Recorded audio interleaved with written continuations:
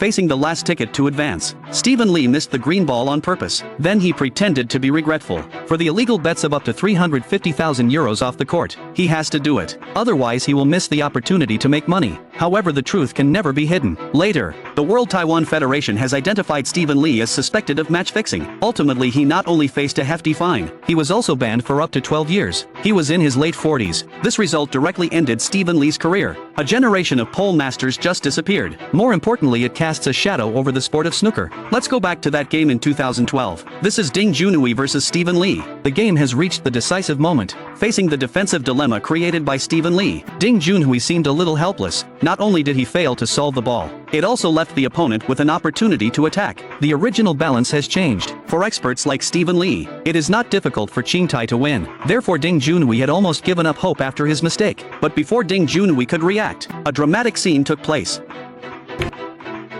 Stephen Lee actually missed a red ball. He stood there hitting the table with his club. "You look really depressed." This stunned everyone at the scene. Few people thought it was match fixing at the time, because the angle of that red ball is really big, and also controlled the position of the cue ball. However, Stephen Lee's subsequent outrageous performance, finally the fact that he played match fixing was confirmed.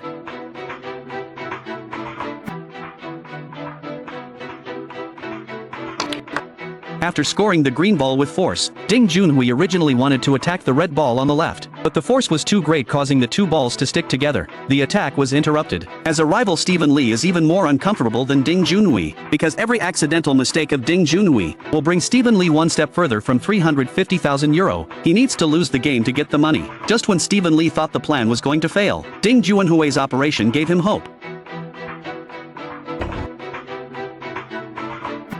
Facing a difficult situation, Ding Junhui did not hesitate, decisively used a powerful curveball, successfully defused the crisis. This bold operation instantly ignited the enthusiasm of the audience. Stephen Lee, sitting in the lounge area, was relieved. He may be thinking to himself, "I'm too old to withstand this kind of torture." If you thought this game was over, well, you'd be wrong. Next, Ding Junhui's performance will completely drain Stephen Lee's acting skills.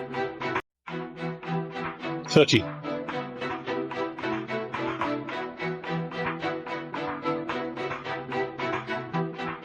Since the last red ball is attached to the edge of the library, Ding Junhui didn't risk attacking. Instead, he used the black ball to make a wonderful snooker defense. The landing point is perfect. Looking at the situation in front of you, Stephen Lee was probably happy. You know, snooker itself is full of uncertainty. Even if the solution is wrong, no one would suspect that he was losing on purpose. This gave him the perfect opportunity to cheat. However, to Stephen Lee's surprise, his next tackle, the effect was surprisingly perfect.